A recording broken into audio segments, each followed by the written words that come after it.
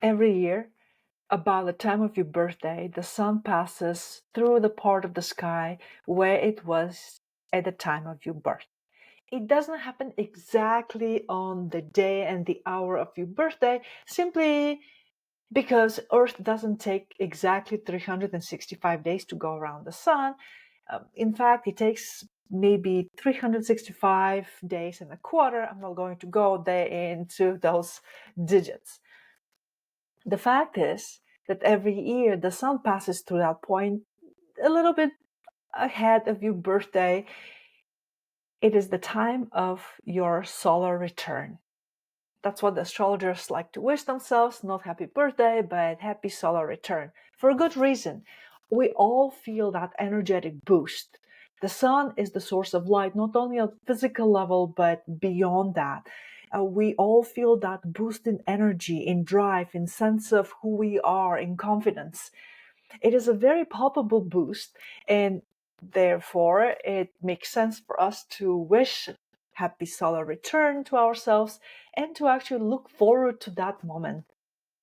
Every year around my birthday, I get excited about my solar return chart and I create it. So here it is. I'll give you a copy of it. I simplified it. I removed all the planets. I kept only the sun and the moon and the angles midheaven and ascendant, just to give us an idea of the reference frame here. Is the sun high up or is it not?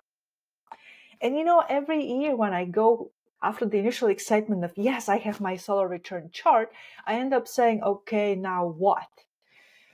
Out go my astrological books. I start browsing through the internet, watching videos, pondering, meditating. Yes, I can see the sun here is very high in my chart, close to midheaven, so I can expect some visibility. But what does that mean? And am I going to be the next viral influencer on TikTok, even though I don't have a TikTok account yet? Or what is it really?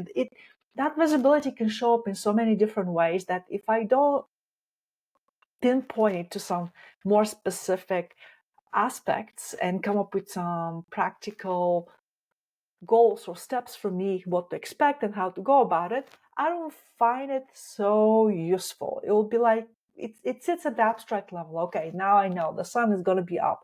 And of course, because I'm always impatient, I can't wait to see how it is going to unfold. But this year I had this amazing insight. And I thought, well, this is my physicist in me who said, hey, why don't we just create the chart for last year? That way the year is over and we actually have evidence. We can check the map of the solar return for last year against what happened this past year. I already know what it is. And that is what I went to do. And that is what I want to show you today. But before that, let me introduce a couple of keywords for the meaning of the symbol of the sun in our astrological chart. The sun is the core around which energy and activities will revolve. And so, since we are planning to use the solar return chart as a map for our upcoming year, that means that if we understand the position of the sun in the solar return chart, then we get a glimpse of where our energy and our activities are going to be revolving or focusing.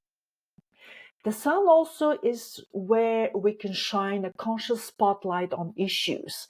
And so, yes, it will always be in Leo for me because that's how I was born, with the sun in Leo, but it can show up in different houses or segments of the chart, and that will actually bring a spotlight to that aspect of my life. If it shows up in the first house, it will be about myself. If it shows up in the second house, it will be about my finances or resources in a more general sense, on my self-esteem, my values, because really what you value, you want to attract. And then once you attract, that becomes your resources that support your manifestation in this world. And finally, I wanted to point out something logistical here, that as we're going to look at charts at different years, you're going to see the sun appearing in houses, but not in a haphazard way, zigzagging through the chart, but there's going to be a very steady pattern. For instance, if this year it shows up in my 12th house, next year it might show up in the 10th Next year, after that, it might be in the 8th. The pattern is not regular. It could be from 12 to 9 or from 10 to 9. I wasn't able to find any patterns from year to year, but there's a pattern of a steady one directional movement. As you're looking at your chart, you can think of that movement as a clockwise. It's going from the high numbers to the low numbers, 12, 10, 7, perhaps 5, then 4, 2. When it gets to 1, it's going to recycle back to the high numbers.